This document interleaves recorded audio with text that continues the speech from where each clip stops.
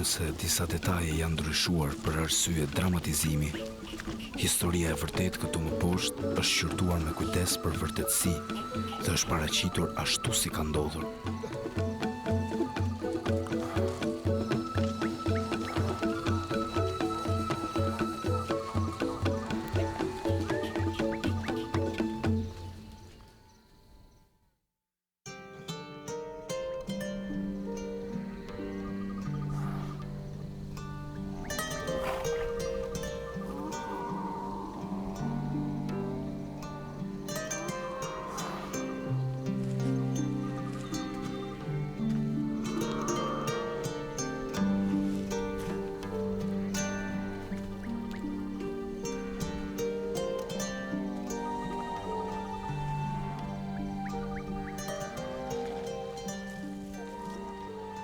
Si pas traditave tona si fulan, përderisa isha më i riu, ngrihesha shpejt në mëngjes për të kryer detyrat e përditshme. Ndizja zjarrin që të mbante mizat larg bagtis dhe pastaj përshëndesja prindërit. Më vonë, Milja lopët i lëshoja viçat tek nënat e veta dhe më pas i nxirrja për t'i kullotur ato. Çdo djalë e ka për detyrë të kullos lopët. Çdo djalë fulani që nuk kullot bagtinë e familjes konsiderohet i pavlefshëm. Ky ishte profesioni im.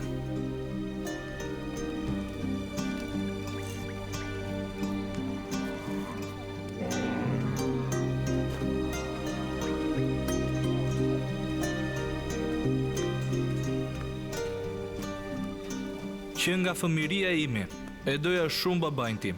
Doja të bëja çdo gjë që bënte ai, madje edhe kur lutej.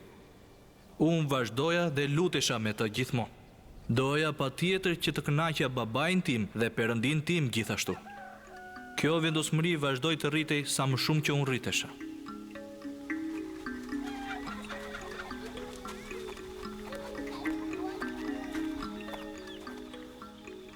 Unë jam kaq i bekuar që kam një baba si ty, dhe ti më ke dhënë gjithçka që mund të dojë ndonjë djalë.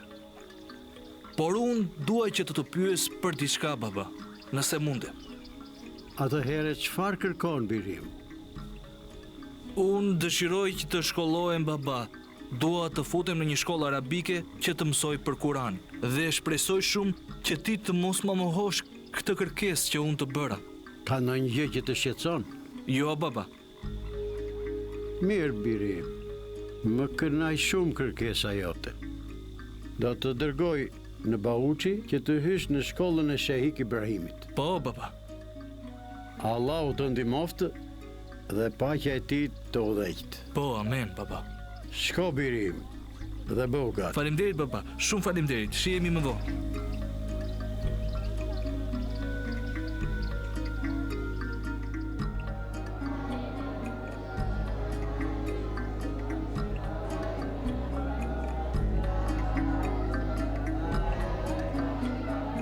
Dhe kështu e studiova Kur'anin për 3 vjet në Baiçi. Dhe unë nuk isha i vetmi aty. Kishte edhe studentë të tjerë. Ne mësuam themelet dhe zbatimet e jetës së fesë myslimane.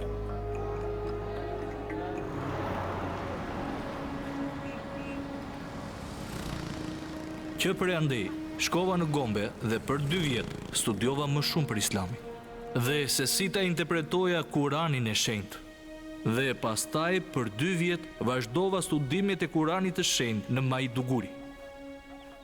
Kur shkova në Zaria, mund të lexoja dhe të shkruaja arabisht. Kalova 1 vit në Zaria për studime të përparuara të Kur'anit. Në këtë kohë isha 22 vjeç. Fillova të kërkoja për një mënyrë që të shkoja në Arabinë Saudite për studimet më të përparuara. Pikërisht në këtë kohë më kërkoi imam.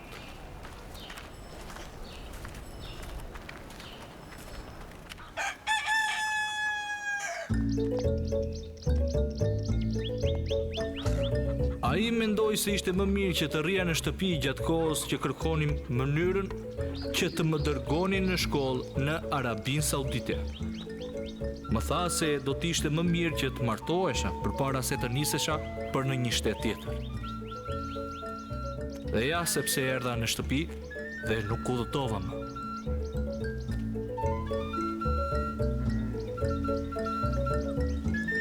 Qëndrova në shtëpi për gati një vit dhe gjatë kësaj kohe fillova të punoja prapë si çoban.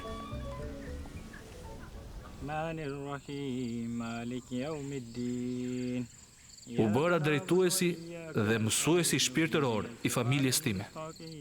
Një ditë pasi kisha kullodhur bagtin dhe bëra faljen e darkës, u ulëm për darkë dhe babai shprehu shqetësimin e tij për faktin se unë nuk isha martuar ende, por mendoja se plani më i mirë për mua ishte që të ikja në Arabinë Saudite dhe të mbaroja studimet islamike përpara se të martohesha. Po gratë tua, si do t'ja bëj me ta? Por baba, ti e di që ende nuk jam martuar. Pikërisht, po nuk është vullneti i Allahut që burri të martohet? Ashtu është, por Mos po refuzon vullnetin e Allahut? jo baba. Dua që ta njoh më nga afër Allahun. Kjo është edhe dëshira e zemrës sime. Mirë, si të duash. Unë nuk të fajsoj për këtë vendim, birim. Por Arabia Saudite është shumë larg dhe nëna jote ka frikë se mos të kthesh më dhe pastaj ne kemi të vështirë pa ty. Megjithatë, do të flasim në mëngjes.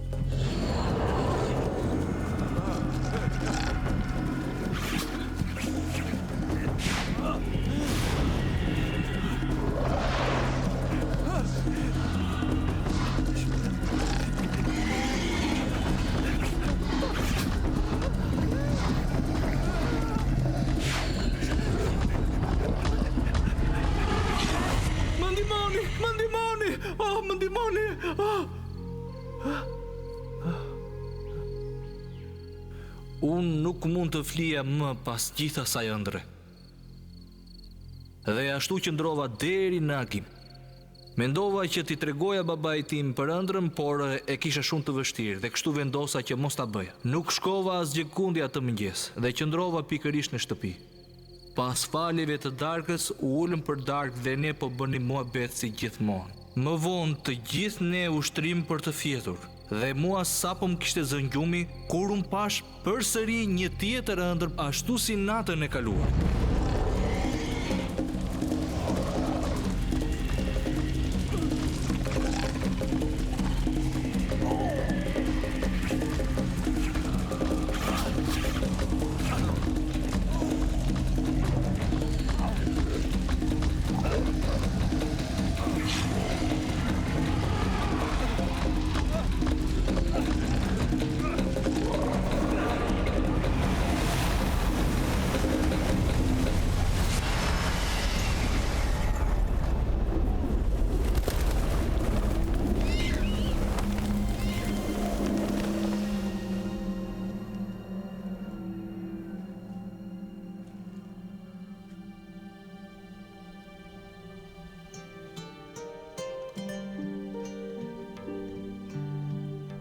Biri im, çfarë po bën ti këtu?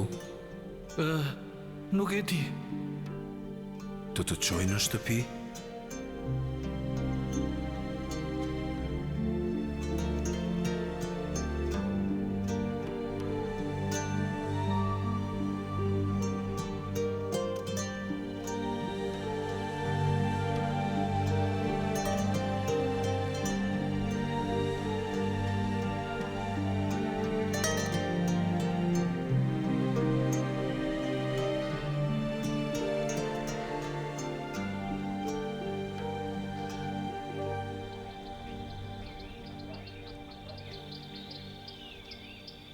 Të dua, birim.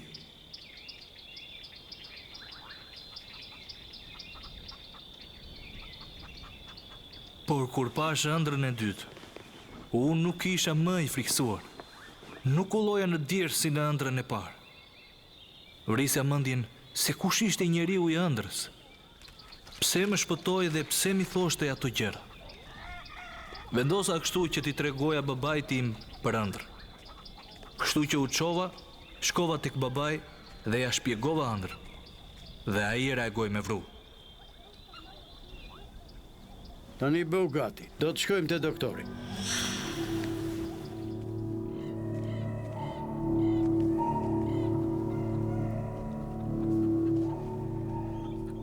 Baba, ke arakola? Kam një me vete. Urdhëro, merë.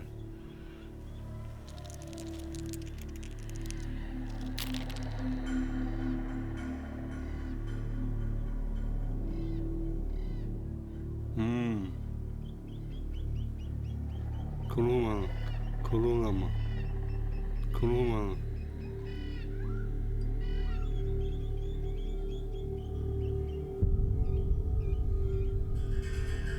Merë një pjesë.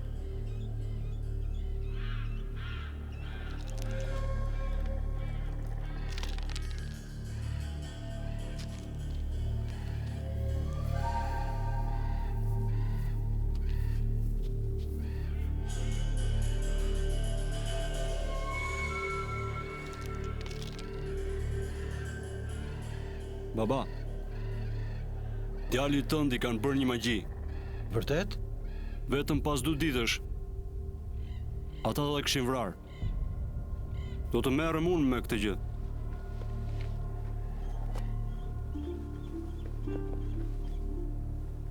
E shikon këtë? Po, Fërkoja mbi kokë. Kur të shtrihet për të fjetur. në rregull. Pastaj grija këtë dhe ai duhet ta përdor patjetër si të mjan gjatë gjithë natës në dhomën e tij. Në dash të Zotit, kjo do të shmangë ëndrat e tij dhe nuk do të shoh më. Nuk do t'i shoh më ëndrat? Nuk do të shoh më kur ato ëndra. Kur? Mirë. Mirë. Kaq ishte. Ka që? Po, Faleminderit. Mirupafshim. Mirupafshim. pa çifat. Mirupafshim.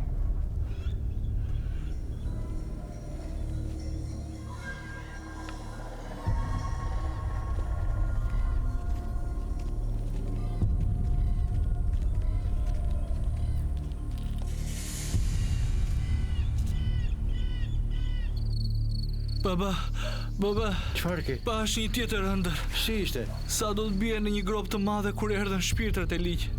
Oh, baba.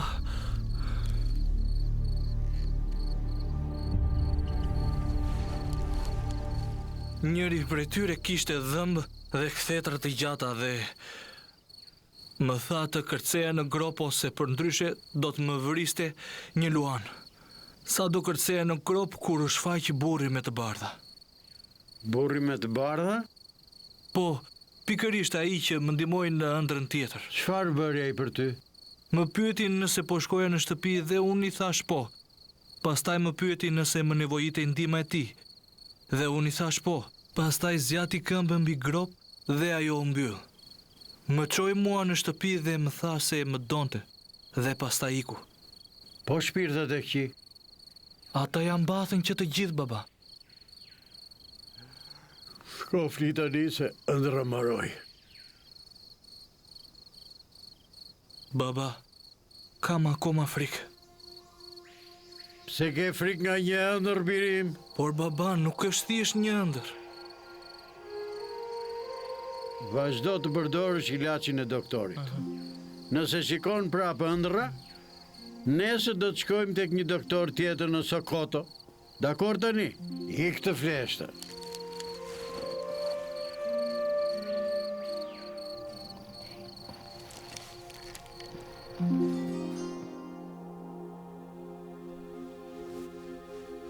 Edhe të nesërmen, unë pash përsëri një ëndër tjetër dhe vazhdoja kështu të shikoja ëndra për 6 netë rresht. Ishte e mundimshme. por burri i veshur me rroba të bardha që shkëlqenin, qëndronte dhe më mbronte nga çdo sulm i djallit. Dhe në fund të çdo ëndre më fliste dhe më thoshte gjithmonë: "Unë të dua, biri im, unë të dua shumë, biri im, të dua." Dhe pikërisht në atë çast, unë e kuptova vërtet se burri në ëndër ishte profeti Isa, ai që të krishterët e quajnë Jezus Krishti. Dhe më pas unë pash ëndrën e 7, që ishte dhe ëndra e fundit.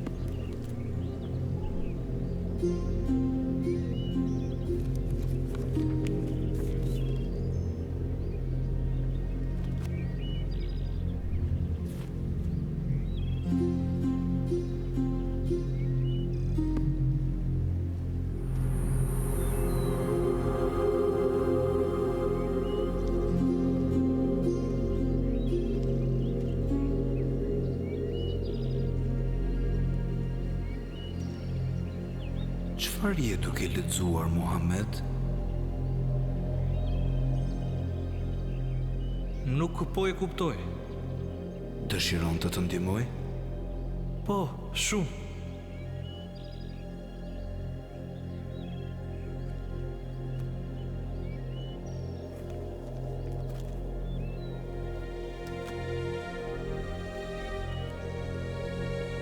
Muhammed, ky libër është nga Zoti. Përmban vetë fjalën e Perëndisë. Të gjitha këto vargje janë fjala e Zotit. E janë i tek unë, ju të gjithë të munduar dhe të rënduar. Dhe unë do t'ju jap shlodhje. Merrni mbi vete zgjedhjen time dhe mësoni nga unë, sepse jam zemërbut dhe i përulur nga zemra, dhe ju do të gjeni prehje për shpirtrat tuaj. A ke dëgjuar ndonjëherë për rrugën, të vërtetën dhe jetën? Jo, asnjëherë. Unë jam rruga, unë jam e vërteta, unë jam edhe jeta. Asnjëri nuk mund të vi tek Ati veç se nëpërmjet meje. Po kush je ti? Ti më njeh si profeti Isa. Kam ardhur të të jap jetën e përjetshme. Nëse më pranon si Zotin dhe shpëtimtarin tënd, do të bëhesh fëmijë i Perëndisë. Po a ka Perëndia fëmijë? Fëmijët e Zotit lindin nga fryma e tij, jo nga mishi. Beson tek Zoti? Po, besoj. Beso edhe në mua. Në këtë botë do të kesh shumë sprova, por gëzo, unë e kam poshtur botën. Dëshiron të më pranosh? Po, do të të pranoj.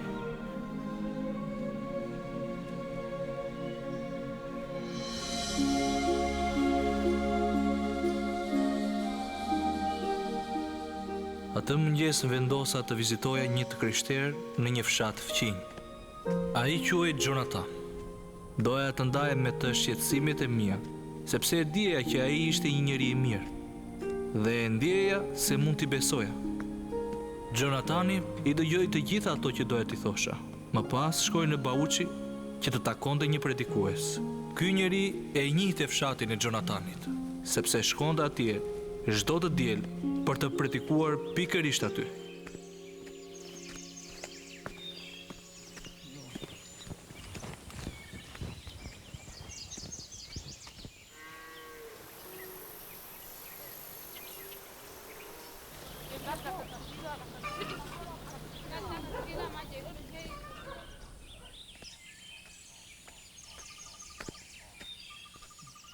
Mi se erdhe këtu Jonathan, si ja ke kaluar? Eja ullu këtu. Mi se erdhe Muhamet. Përshëndetje, pastor. Muhamet, po të prisja. Po, Miku i Jonathani më ka treguar për ëndrat. Do të doja t'i dëgjoja këto ëndra edhe nga goja jote. ashtu është, pastor. Unë kam parë ca ëndra të frikshme shumë. Disa njerëz të veshur me të zeza më kanë torturuar në ëndra.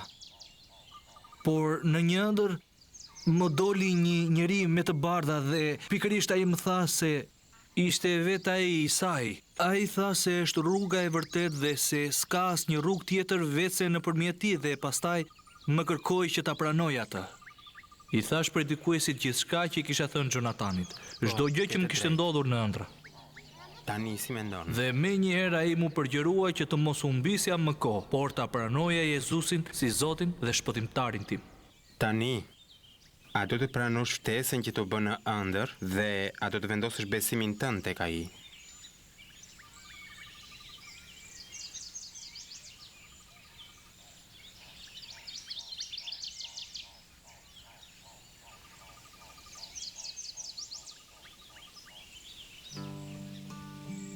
Nëse je dakord, më lejo që unë si pastor të të udhëheq ty në lutje që të gjesh paqe. Thuaj, unë Muhamedi, Unë Muhameti pranoj Isain e pranoj Isain si Zotin dhe shpëtimtarin si tim. Zotin dhe shpëtimtarin tim. Ata më udhëhoqën me një lutje të thjeshtë dhe unë kërkova falje për mëkatet e mia.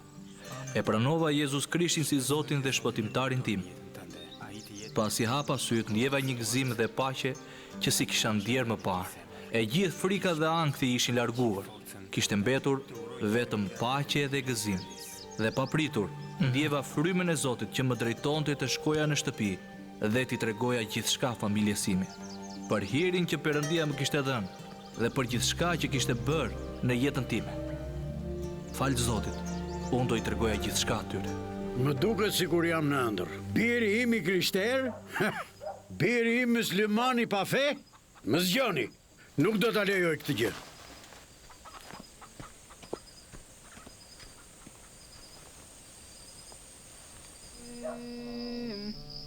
Allahu Akbar. Allah. Sami Allahu liman hamida. Rabbana. Allahu Akbar. Allah. Një javë më vonë, babai më thirri për të zbuluar se çfarë kishte ndodhur. Kishte vënë re se lexoja Biblën dhe nuk shkoja më në xhami. Kjo për atë ishte vërtet skandalose.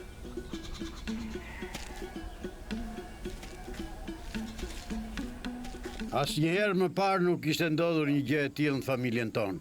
Dhe nuk do të ndodhë më kurrë. Ke dy mundësi të zgjedhësh. Të mohosh Jezusin ose të ikësh përgjithmonë nga shtëpia. Ti je babai im dhe unë të dua dhe të nderoj dhe asnjëherë nuk do të bëj ndonjë gjë që të lëndoj ty. Por unë dua që të vazhdoj me atë që e di se është rruga dhe e vërteta. Do të vazhdoj të jem një krishter derisa vetë Jezus Krishti të vi dhe të më thotë se ku të shkoj. Kur babai im e pa se isha i vendosur në rrugën time, i nxiti që të gjithë të afërmit e mi, të më trajtonin si një vagabond, dhe kështu kaluam disa muaj.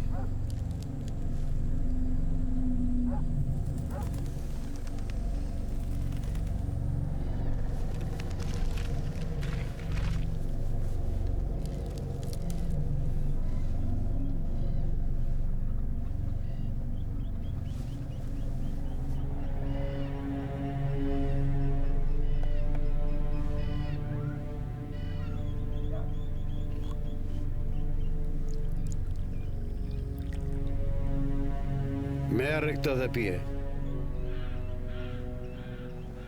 Baba, vërtet do të më jepje të pija helm? Pije po të them. Do më bësh një nder, të lutem? Çfarë do? Më lejo që unë të bëj një lutje. Jo.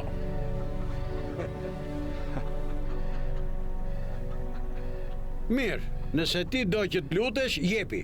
Vetëm pije. Profeti Isa po e pi këtë helm për shkakun tënd. Dhe jeta ime është në duart e tua.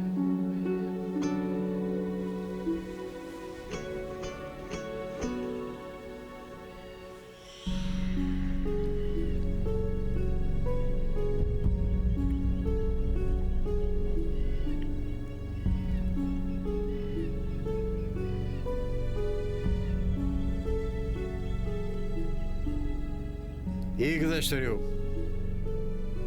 Babai dhe të afërmit e mi biseduan dhe ranë dakord që të gjithë që sapo të vdisja do ta hedhnin trupin tim në lumë. Të gjithë po prisnin që unë të vdisja, por unë u shtriva dhe fjeta dhe mua nuk më ndodhi asnjë gjë. Më vonë u zgjova dhe më vinte për zier. Dola jashtë me vrap dhe volla. Pastaj u ktheva në dhomë dhe fjeta top. Nuk më ndodhi as edhe një gjë. Mëngjesin tjetër ishe i pari që e përshëndeta babain, por ai ishte shumë i trishtuar që nuk isha vdekur. Ai me njëherë ngriti padi me komunitetin islamik, duke i nxitur që të arrestonin njerëzit që më kishin influencuar të bëhesha i krishter, dhe kështu kryegjyqtari dha vendimin, duhet të vritesha me pushkatim. Tani të gjithë ju i dini vendimet për djalin tim. Kur babai u kthye atë natë, mblodhi të gjithë të afërmit dhe dha udhëzimet. Ata duhet të mos bonin të nesër në mëngjes. Donte që të siguroje vetëm për një gjë. Dua që të shkoni tek pylli dhe të bëni të pamundurën që ta ndaloni. Më dëgjoni? Jepini fund. Mirë, baba. Ik dhe jeto me këtë duash. Po sa për mua, nuk do të jetosh më me mua. Tani ik! Ik! Mjep ato pantalonat dhe kpucët.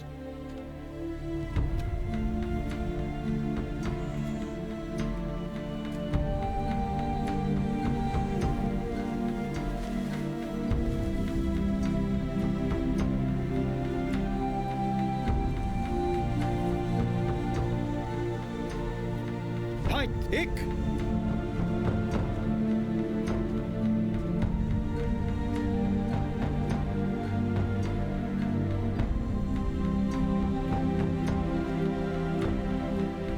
Ikim.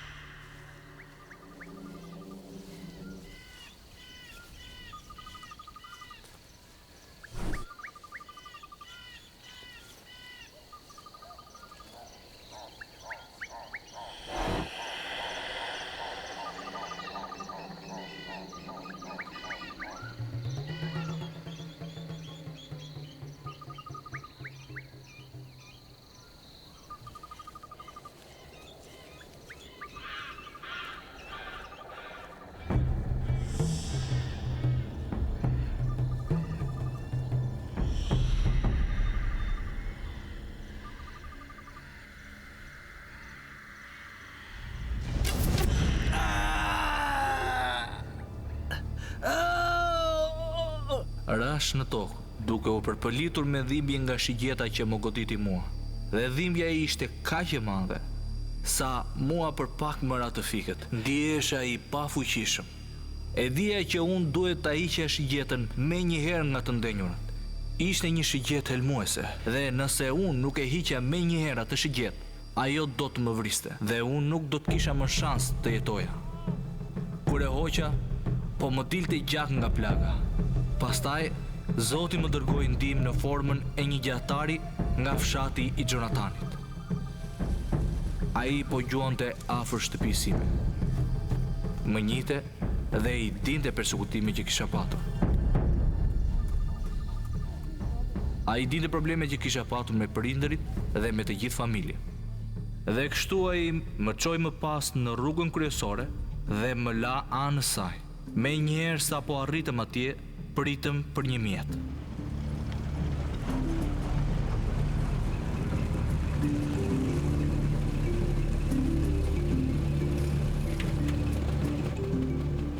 menjëherë më pas, erdhi një motorist.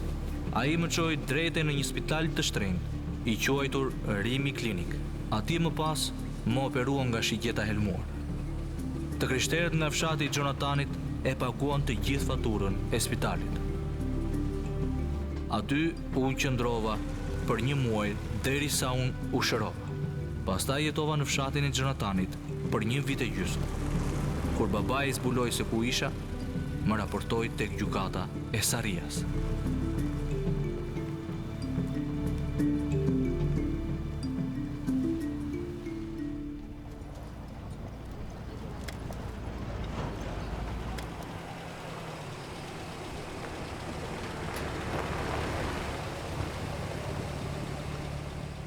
Qëndrova për gati 6 muaj në burg. Pastaj ata më liruan dhe më çuan në shtëpi, të shoqëruar nga policë.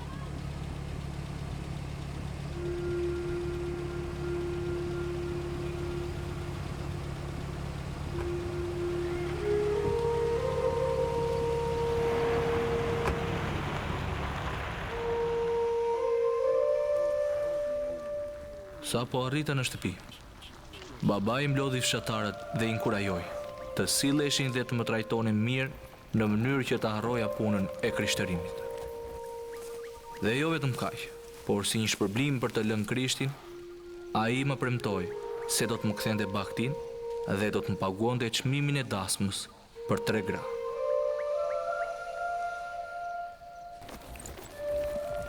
Gjithashtu, më premtoi se do të harronte të kaluarën.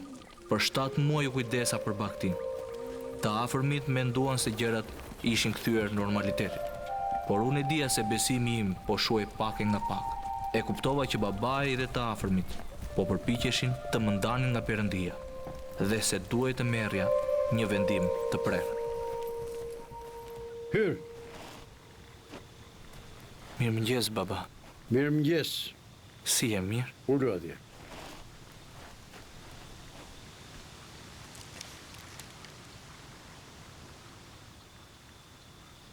Dua të flas për gruan që do marrësh. I kam përfunduar të gjitha përgatitit. Baba, unë e vlerësoj shumë atë që ti ke bërë për mua deri tani. Por unë nuk kam nevojë për diçka për te i fejesës dhe martesës. Për çfarë ke nevojë, birim? Baba, ja se çfarë më duhet. Kjo është një nevojë që vetëm Jezusi mund të ma plotësojë. Më thuaj vetëm një gjë që Jezusi mund të ta jap dhe që unë s'ta jap dot. Baba, a mund të më japësh jetën e përjetshme?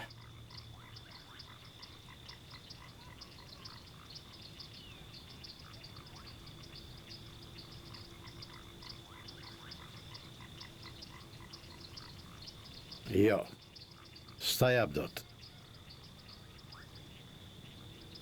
Atëhere, baba, nëse nuk ma jep dot jetën e përjetshme, atëhere unë nuk mund ta lë dot Jezus Krishtin.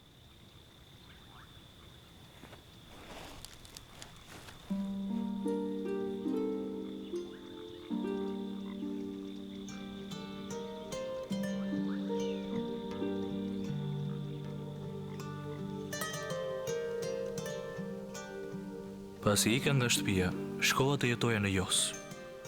Aty jetova për gati 2 vjet. Gjatë kësaj kohe nuk komunikova me asnjërin nga familja. Më vonë, unë mora një mesazh nga shtëpia. Babai ishte në spital dhe donte të më shikonte sa më shpejt.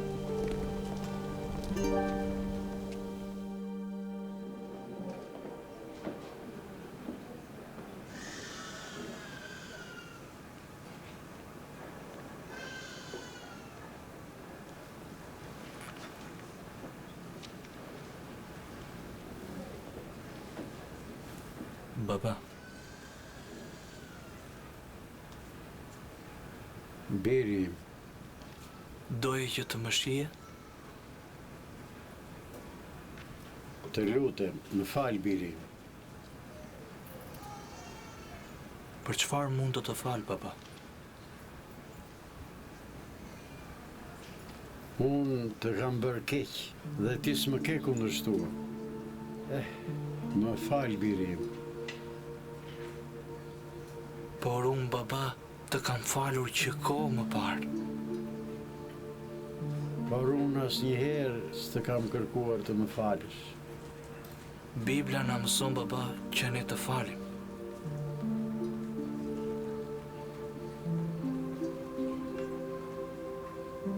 Biri im, dëgjoj fjalën time.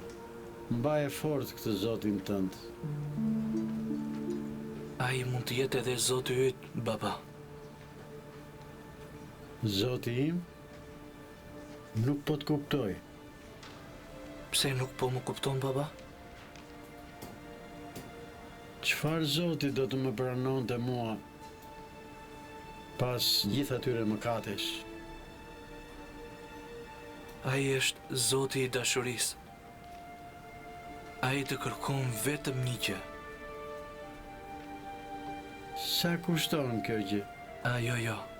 Është një dhuratë, baba. Më thuaj, çfarë dhuratë është kjo? Është një dhuratë nëpërmjet Jezus Krishtit. Pranoje dhe ai do të bëhet shpëtimtari yt. Ai ka për të dhënë ty jetën e përjetshme. Vetëm ti, baba, duhet ta pranosh atë. Do të më pëlqente një dhuratë e tillë. Atëre, baba, le të lutemi së bashku. Po, Përsërit pas meje.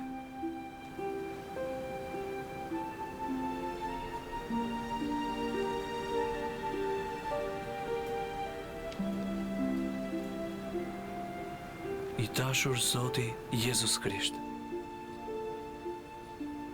i dashuri Zoti Jezus Krisht, vi përpara teje dhe të kërkoj të më falësh mëkatet. vi përpara teje dhe kërkoj të më falësh mëkatet. Dhe që ti të bëhesh Zoti dhe shpëtimtari im. Dhe të bëhesh Zoti im dhe shpëtimtari im. Amen. Amen.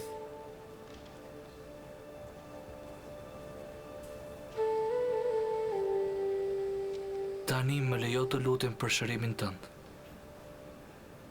Mos u lut për shërimin tim, biri im. Po pse jo, baba? Ai është një perëndi që na shëron ne. Nuk dua të shërohem, biri im. Tani unë jam gati të shkoj dhe të takoj vetë Jezusin.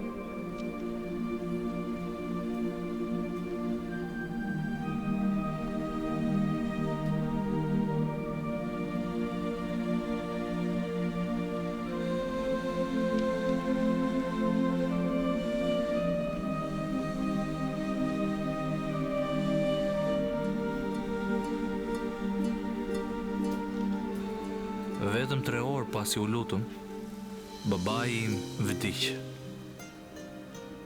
Ai ishte i mbushur me paqe dhe me gëzim. Babai e dinte se ku po shkonte.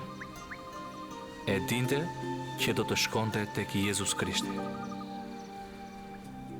Pajtimi kompensoi të gjitha vuajtjet e së shkuarës, sepse Perëndia i fshiu të gjitha.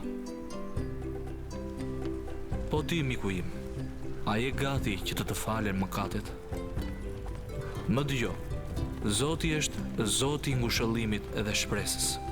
Ai është besnik. Ai është Zoti i së vërtetës dhe i drejtësisë. Ai është rruga e vërteta dhe vetëm nëpërmjet tij mund të fitojmë jetën e përjetshme. Përgatitu që të pendohesh dhe ta pranosh atë. Lejo që ai të jetë Zoti dhe shpëtimtari yt. A je gati, miku im, që të pendohesh dhe të pranosh atë si Zotin dhe shpëtimtarin tënd? A je gati dhe po të pret? Thirrë tani. Ai do t'i plotësoj të gjitha nevojat. Ai do të bëj ty fitimtar në jetë.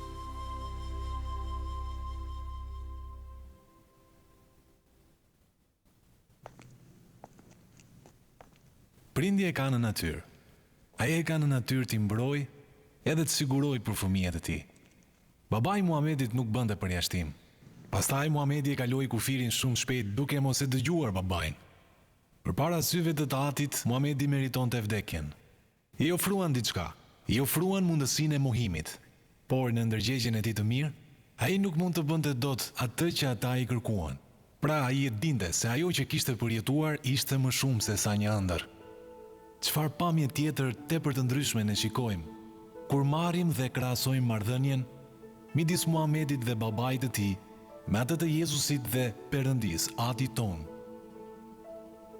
Babai i Muhamedit urdhëroi që ai të vdiste për fajet e tij. Inati dhe mëria që ai mori ndaj birit i rrezikonte Muhamedit jetën. Për fajet dhe mëkatet tona të gjithë botës, duke përfshirë edhe ato të Muhamedit, Ati Perëndi urdhëroi që Jezusi të vdiste në kryq. Ju mund të bëni pyetjen: mos nuk e kishte kënaqur Jezusi Atin në ndonjë mënyrë? Jo, as pak.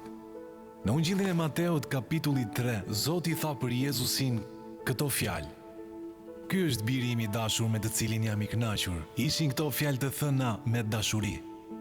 Përgjatë gjithë shërbesës së tij në këtë tokë, Jezusi nuk bëri asgjë që të mos ta kënaqte Atin e tij të dashur. Atëherë pse Zoti? Tani jam duke folur për Perëndin. Pse e dërgoi birin e tij, të vetëm Jezusin, që të vdiste si një kriminal në kryqin e Golgotës, përpara të gjithëve me tallje dhe i mbuluar me turp? Pse do të dënonte me vdekje një baba birin e tij të vetëm dhe të përsosur, një djalë që e kënaqte atë në çdo mënyrë dhe në gjithçka? Ne e gjejmë këtë arsye vetëm në misionin e Mesias. Siç e shikoni, Jezusi nuk erdhi në këtë botë që të bënte vullnetin e tij, por atë të Atit. Dhe vullneti i të Atit ishte që biri i tij të vdiste për mëkatet e të gjithë botës. Në Ungjillin e Gjonit kapitulli 3 vargu 16, fjala e Perëndis na thot kështu: Perëndia e deshi aq botën, sa që dha birin e tij të vetëm lindur, që kushdo që beson në të ketë jetën e përjetshme. Tek letra e parë e Gjonit kapitulli 4 të vargu 10, ne lexojmë këto fjalë: Në këtë është dashuria, jo se ne kemi dashur Perëndin në zemrën tonë, por që ai na ka dashur ne më parë, dhe pastaj dërgoi birin e tij për shlyerjen e mëkateve një herë e përgjithmonë. Perëndia ka hapur një rrugë që ne të arrijmë parajsën, miku im. Dhe kjo nuk është nëpërmjet veprave tona të mira, ose ndonjë akti heroik. Nuk është e thënë që të ndodhë nëpërmjet një ëndre ose një vizioni siç e pam. Perëndia do ta përdor këtë si në një mënyrë për të na arritur me mesazhin e shpëtimit. Rruga e vetme dhe e sigurt për në qiell është vetëm nëpërmjet besimit tek Jezus Krishti. Ashtu siç tha ai për veten: Unë jam rruga e vërteta dhe jeta. Asnjë nuk vjen tek Ati veçse nëpërmjet meje. A do që ta kënaqësh ti Perëndin me jetën tënde? A dëshiron që të jesh i sigurt për parajsën? Nëse këto janë dëshirat e tua, ti duhet të dish që është edhe dëshira e Zotit për ty. Tani le të bëjmë një lutje së bashku, që ti të marrësh faljen e mëkateve dhe dhuratën e Zotit, jetën e përjetshme. O Perëndi i shenjtë, unë jam një mëkatar. Unë nuk e shpëtoj dot veten, por të kërkoj ty, Zot Jezus, të vish në zemrën time dhe të falesh mëkatet e mia. Amen. Nëse ti e lutur me gjithë zemrën tënde, atëherë Perëndia ti ka falur të gjitha mëkatet. Mirë se erdhe, mik i dashur, në familjen e Perëndisë.